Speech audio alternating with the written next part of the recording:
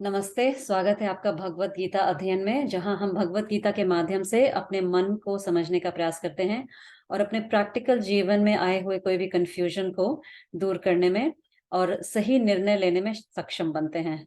तो हाथ जोड़ लीजिए, टेक अ डीप ब्रेथ। गुरुर्ब्रह्मा गुरुर्विष्णु गुरुर्देवो महेश्वरः गुरुर्साक्षात् परब्रह्मा तस्मै श्री गुरुवे नमः। तो भगवान की कृपा से आज हम तीसरा अध्याय, थर्ड चैप्टर भगवत गीता का आरंभ करने जा रहे हैं। और ये बहुत ही इम्पोर्टेंट चैप्टर है साधक के लिए, क्योंकि ये पूरी तरह कर्म योग से लिप्त है। तो तीसरे अध्याय की बहुत ज्यादा महत्वता है। तो इसमें हम, जैसे बहुत सारे समय होता है जीवन में, हम कंफ्यूज होते हैं, है ना। जैसे अर्जुन भी कंफ्यूज था। तो सेकेंड चैप्टर में हमने देखा भगवान ने उसको सारा कुछ ही बताया, आत्मा क्या है उसकी पूरी जानकारी दी। उसके बाद हर कुछ गुणा के बारे में बताया, काफी सारे टॉपिक थे, स्थित प्रज्ञ के लक्षण के बारे में बताया। तो बहुत सारे टॉपिक्स स्कैटर्ड थे चैप्टर 2 में। It's like a summary of the entire Bhagavad Gita. तो अभी चैप्टर 3 से हम एक एक टॉपिक को और ज्यादा विस्तार से देखेंगे। तो अगर आपके जीवन में बहुत कंफ्यूजन है, आप सोच रहे हैं कि आपको कैसे अच्छा बिजनेस रन करना है, ओके, सक्सेस कैसे अचीव करना है लाइफ में, या आप अच्छे पेरेंट बनना चाहते हैं, या फिर अपना एंगर या ग्रीड कंट्रोल करना चाहते हैं, काम और क्रोध और मोह और मन को कंट्रोल करना चाहते हैं, या फिर मेडिटेशन में सक्सेसफुल होना चाहते हैं, या डे टू डे जीवन की समस्या को अच्छे से जूझना चाहते हैं, उसको पार करना चाहते हैं, तो उसके लिए तीसरे अध्याय बहुत ही इंपॉर्टेंट है। उसमें जितने कर्मयोग के प्रिंसिपल्स हैं वो आपको बहुत काम आएंगे आपके जीवन को समझने में और जीवन की कठिनाइयों को पार करने में। तो हम शुरू करते हैं पहला वर्ष से। अर्जुन उवाच अर्जुन उवाच जायसी चेत कर्मणस्ते जायसी चेत कर्मणस्ते मता बुद्धिर्जनार्दन मता बुद्धिर्जनार्दन तत्किं कर्मणि घोरे मां तत्किं कर्मणि घोरे मां नियोजयसि केशव नियोजयसि केशव। हाँ, तो अर्जुन ये सब सारा सुन के, चैप्टर 2 में इतने सारे टॉपिक्स पे सुन के और कंफ्यूज हो गया है, क्योंकि पिछले चैप्टर में भगवान ने इतना ज्यादा लास्ट में स्थित प्रज्ञ या जो ज्ञानी है उसके बारे में पूरा डिस्क्रिप्शन दिया। तो अर्जुन ये पूछ रहे हैं कि अगर आप बोल रहे हैं ज्ञान ही बेटर है, वही ज्यादा अच्छा है मेरे लिए, तो आप मुझे ये घोर कर्म करने से क्यों करने को क्यों बोल रहे हैं। जैसे पहले लाइन में आप देखें, if it's better than Karma, ज्ञान इज बेटर देन कर्मा, ओ कृष्णा, तो आप मुझे ये युद्ध में लड़ने के लिए क्यों बोल रहे हैं। तो अर्जुन को ये समझ नहीं आ रहा था कि अल्टीमेट गोल मेरा अगर ज्ञान ही है तो मुझे ये युद्ध क्यों लड़ना है। स्टूडेंट को समझ नहीं आता। जैसे एक फिजिक्स का स्टूडेंट है, मान लीजिए वो एस्ट्रोफिजिक्स के बारे में पढ़ना चाहता है या यूनिवर्स के बारे में पढ़ना चाहता है, तो he should go to a physics professor, go to and buy a physics book, है ना। उसको क्योंकि फिजिक्स का ज्ञान चाहिए। अगर किसी को बायोलॉजी पढ़ना है, बायोलॉजी टीचर के पास जाना चाहिए, उस डायरेक्शन में जाना चाहिए। बट अर्जुन को ये समझ नहीं आ रहा था, उसको ज्ञान प्राप्त करना है, आत्मज्ञान, तो उसको युद्ध के रास्ते क्यों जाना पड़ रहा है। वाई शुड आई फाइट, मुझे आश्रम नहीं जाना चाहिए ज्ञान प्राप्त करने। तो उसको ये युद्ध में और ज्ञान में कुछ कनेक्शन समझ नहीं आ रहा था। तो बेचारा हमारा अर्जुन हमारी तरह ही था। कई बार होता है कि हम जीवन से परेशान हो जाते हैं और भाग जाना चाहते हैं, लेकिन हमको रहना पड़ता है वहीं पे। फिर हमको लगता है क्यों रहना है यहाँ पे, क्यों करना है ये सब, क्यों नहीं हम सीधा कहीं और चले जाके मन की शांति ले लेते हैं। बट भगवान बोलते नहीं, तुमको यहीं रहना है, यही कर्म करना है, इसी के थ्रू तुम ज्ञान तक पहुंचोगे। बट अर्जुन हमारी तरह ही समझ नहीं पा रहा है। अगर समझ जाता तो शायद भगवत गीता सेकंड चैप्टर में ही खत्म हो जाती। फिर इतना विस्तृत जानकारी देने की जरूरत नहीं थी। लेकिन वो तो हमारे लिए, कंफ्यूज लोगों के लिए है कि हमको पूरे 18 चैप्टर पढ़ना पड़ेगा पूरी जानकारी लेने के लिए, ताकि वो ज्ञान अंदर थोड़ा सीप होगा। ठीक है, तो हम नेक्स्ट श्लोका देखते हैं। उसमें अर्जुन क्या बोलता है। व्यामिश्रेणेव वाक्येन व्यामिश्रेणेव वाक्येन बुद्धिं मोहयसीव मे बुद्धिं मोहयसीव मे तदेकं वद निश्चित्य तदेकं वद निश्चित्य येन श्रेयोऽहमाप्नुयाम् येन श्रेयो हमाप्नुयात्। हाँ, इसमें राइट साइड देखिएगा तो एक एक शब्द का अर्थ मिलेगा आपको। व्यामिश्रेणेव वाक्येन। मिश्र मतलब होता है मिक्सचर, तो वाक्य मतलब होता है सेंटेंस। तो भगवान आप ये मिक्स सेंटेंस क्यों बोल रहे हैं? हाँ, क्योंकि ज्ञान इंपॉर्टेंट है बट युद्ध भी करना है। मेरी बुद्धि पूरी तरह कंफ्यूज हो चुकी है। अर्जुन यहाँ बहुत ही कृतज्ञता से बोल रहा है कि भगवान मेरी बुद्धि कंफ्यूज हो गई है, आपके मिक्स्ड सेंटेंस है, आपने जो ये इतनी सारी बातें मुझे चैप्टर 2 में बता दी। I am not able to understand, मुझे कुछ समझ नहीं आ रहा कि मुझे करना क्या है, स्थितप्रज्ञ बनना है या फिर मुझे यहाँ रह के युद्ध करना है। तो इसीलिए आप मुझे एक ही बात बताओ। हाँ, तदेकम वद निश्चित, निश्चित करके एक ही बताओ मुझे करना क्या है। जिसके कारण मैं हाईएस्ट गुड को, मतलब श्रेय क्या होगा मेरे लिए। व्हाट इज श्रेय? श्रेय का मतलब होता है what is good for me, what is good for everybody. श्रेय का मतलब यहाँ होता है, एक और टर्म आता है भगवत गीता में, प्रेय और श्रेय। प्रेय होता है मतलब जो हमको पसंद आता है, जिससे हमको प्रेम होता है जो करने से, बट जिससे हमको प्रेम होता है नॉट नेसेसरी वो हमारे लिए श्रेय है ना। जैसे हमको सुबह सुबह सोना पसंद है, नॉट नेसेसरी वो हमारे लिए अच्छा है।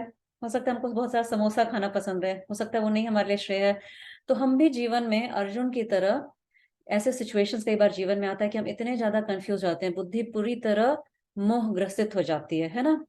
तो जिससे हम विचार विमर्श कर रहे हैं, हम कई बार उनसे पूछते हैं चलो आप ही बता दो मुझे करना क्या चाहिए, है ना, प्लीज बता दो मैं क्या करूं।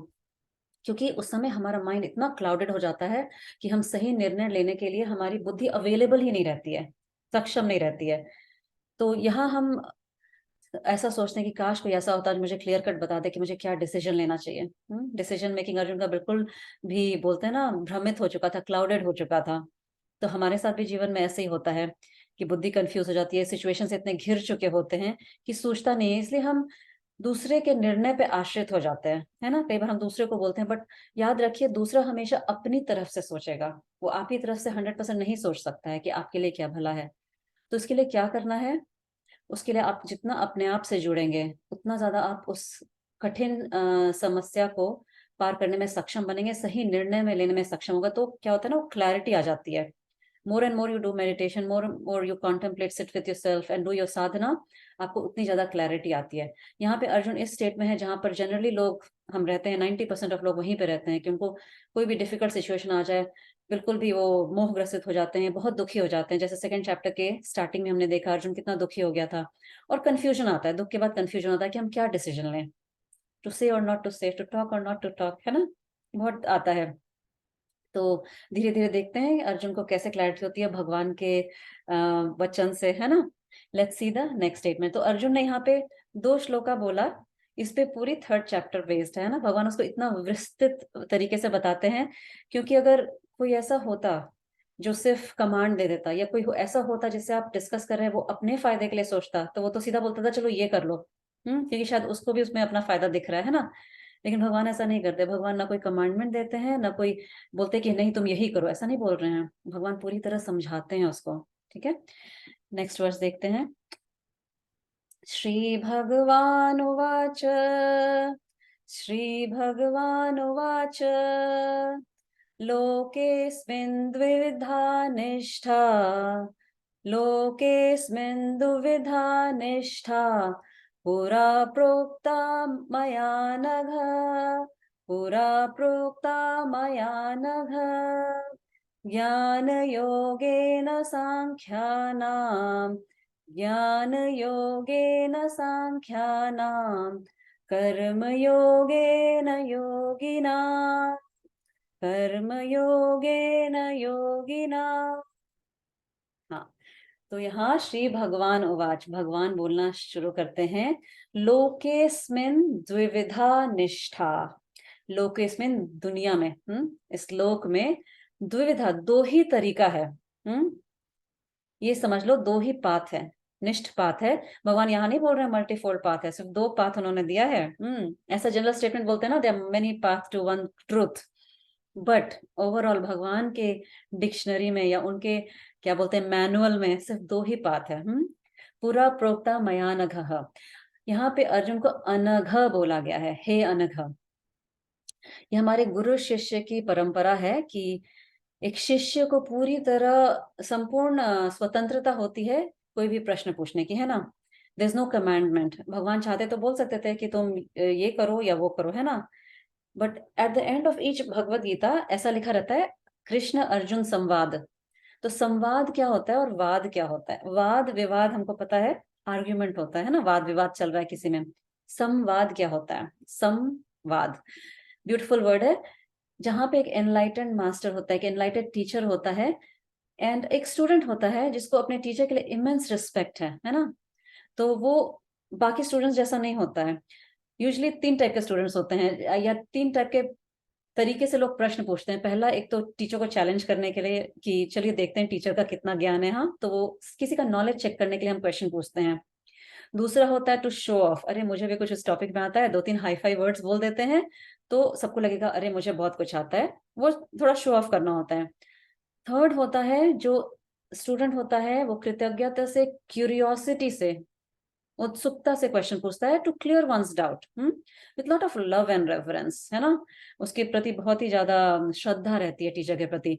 तो हमारा अर्जुन भी वो तीसरे कैटेगरी का स्टूडेंट है, बहुत ही क्यूरियोसिटी के साथ, श्रद्धा के साथ बोल रहे हैं, इसीलिए भगवान उसको बोल रहे हैं ओ अनघा। अनघा मतलब होता है सिनलेस, हाँ, पाप रहित। इनडायरेक्टली ये मैसेज दिया गया है कि if you have desire to know this answer, है ना, you must have a pure heart. आपका मन शुद्ध होना चाहिए। आपने अगर पहले के इसमें देखा होगा, पहले श्लोक में, तो अर्जुन ऐसे पूछ रहा है ना कि भगवान आपके ये मिक्स्ड सेंटेंस है, मिश्रित वाक्य से मैं कंफ्यूज हो गया हूँ। वो ऐसा नहीं बोल रहा भगवान को कि आपने कुछ गलत बोल दिया, कुछ समझ ही नहीं आ रहा है, वो बोल रहा है मैं ही कंफ्यूज हो गया हूँ, मतलब मेरे में ही कुछ प्रॉब्लम है आपके इस सेंटेंस को सुन के। तो अर्जुन के अंदर वो कृतज्ञता है, वो श्रद्धा है भगवान के प्रति, उसका हार्ट बिल्कुल प्योर है ना, टू रिसीव दिस नॉलेज। पहले हमने देखा ना, पात्रता लानी पड़ती है वो ज्ञान को अर्जित करने के लिए। सो यहाँ पे साइंस ऑफ इम्प्योर हार्ट क्या है? इम्प्योर हार्ट मतलब होता है you are not ready for that knowledge.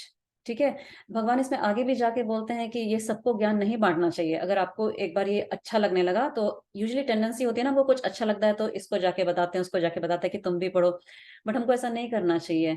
तो जो रेडी नहीं है उसके साइंस क्या है? पहली बात, उसको कोई इंटरेस्ट नहीं होगा ये सब चीज पढ़ने में, है ना, कुछ इंटरेस्ट नहीं आएगा, बिल्कुल वो इच्छा नहीं होगी, अंदर से बोरिंग लगेगा। Second, instead of finding the fault with own self, right, वो पर्सन हर किसी में दोष देखना चाहता है, उसको हर किसी से प्रॉब्लम होता है, वो भी होता है। उस समय हम समझ नहीं पाते हैं कि जो भी हम सफर कर रहे हैं वो हमारे अपने कारण ही है। It's because of we are not able to understand a true nature, और जो भी हो रहा है हमारा अपने कर्मों के फल तहित ही हो रहा है। ओके, वो एक्सेप्ट करने से हम वंचित रह जाते हैं, तो that's a sign of not being ready for achieving this knowledge. Okay, the day equation changes, जिस दिन हम समझ जाते हैं कि हमारा जो भी हमारा हो रहा है, जो भी हमारी सफरिंग हो रही है, उसका कारण भी हम है, उसका निवारण भी हम है, मतलब उसका रीजन भी हम है, और उसका जो हम उसका उपाय करेंगे वो भी हमारे अंदर ही है। उस दिन आपके अंदर वो साधक का जन्म हो जाता है ना। It's not an easy journey, है ना, एक नया रियलिटी क्रिएट हो रहा है आपका, और वो पुराना आपका टेंडेंसीज भी वहीं पे है। सो आपके पास हमेशा चॉइस, आप किसको चूज करना चाहते हैं। You are in the middle ground, like middle ground में रथ भगवान लेके गए थे कि आप पुराने टेंडेंसीज में भी जा सकते हो, दूसरे को ब्लेम करना, एवरीडे आपका नया जन्म भी हो सकता है, ठीक है, टू फॉर सेल्फ इम्प्रूवमेंट, अपने ऊपर ही ध्यान देने के लिए। तो अनघा यहाँ पे अर्जुन को बोला गया है, Arjun you are the right person with a prepared heart, the heart has to be prepared to receive that knowledge. क्योंकि भगवान वहां पे फुल स्टॉप लगा सकते थे कि अर्जुन यू शुड फाइट, बस मेरी बात सुनो, but no good teacher will say like that. They always explain, हमेशा उसको विस्तृत बताएंगे, जानकारी देंगे, है ना। Only a commander gives a commandment, not a good teacher. Okay, तो यहाँ पे बोले भगवान, ज्ञान योगे न सांख्या नाम, कर्म योगे न योगी नाम। मतलब ज्ञान योग उनके लिए है जो सांख्य पद्धति को फॉलो करते हैं, और कर्म योग है जो योगी है उनके लिए। अब इसका क्या मतलब है? इसका ये मतलब है, दो ही पाथ हैं। कर्म योगा है बिगिनर्स के लिए, और ज्ञान योग है जो ऑलरेडी काफी एडवांस सीखर्स हैं, है ना, जिनको ये डीप में मेडिटेशन कॉन्टेम्पलेशन ऑलरेडी आ गया है। ओके, समझ में आया? अगेन मैं बोलती हूँ, कर्म योग का पाथ है बिगिनर साधक के लिए, जो स्टार्टिंग कर रहे हैं, they have to engage themselves in karma yoga, और ये थर्ड चैप्टर परफेक्ट है उनके लिए, क्योंकि ये पूरा कर्म योगा के प्रिंसिपल से भरा हुआ है। ज्ञान योग है थोड़ा कॉन्टेम्पलेटिव माइंड के लिए, जो एडवांस सीकर्स होते हैं। जैसे आप छोटे बच्चों को जो किंडरगार्टन में है, उनको आप ट्विंकल ट्विंकल लिटिल स्टार ही सिखाओगे, है ना? बट जो ऑलरेडी पीएचडी है फिजिक्स में, एस्ट्रोफिजिक्स, आप उनको उस हिसाब से ज्ञान दोगे, है ना? यही डिफरेंस है दोनों में, ज्ञान योगे ना, कर्म योगे ना। हम चाहते हैं कि हम एडवांस सीकर बन जाए, हमको ज्ञान मिल जाए, बट भगवान बोलते नहीं, कर्मयोग के थ्रू ही ज्ञान मिलता है, आप उसको बाईपास नहीं कर सकते। अगर आप बिगनर हैं, कैसे पता चलेगा हम बिगनर हैं कि एडवांस हैं? वो भी भगवान आगे के श्लोक में बताते हैं, जो हम नेक्स्ट टाइम देखेंगे। So stay tuned for that. आज की सभा हम यही समाप्त करते हैं। आप आगे, आई होप आपने सारा सेकंड चैप्टर पढ़ा होगा, क्योंकि आज हम थर्ड चैप्टर शुरू कर रहे हैं। अगर आपने नहीं सुनना शुरू किया तो सुनना शुरू कर दीजिए और उस पर कॉन्टेम्पलेट करना शुरू कर दीजिए। और एवरी डे मेडिटेशन और yoga should be a part of your journey. उसके बिना भगवत गीता पढ़ाई का कोई भी लाभ नहीं है, साथ में मेडिटेशन या योगा नहीं किया तो। ठीक है, तो अगली बार मिलते हैं, और आज की सभा यही समाप्त करते हैं। हाथ जोड़ लीजिए। ओम पूर्णमदः पूर्णमिदं पूर्णात् पूर्णमुदच्यते पूर्णस्य पूर्णमादाय पूर्णमेवावशिष्यते।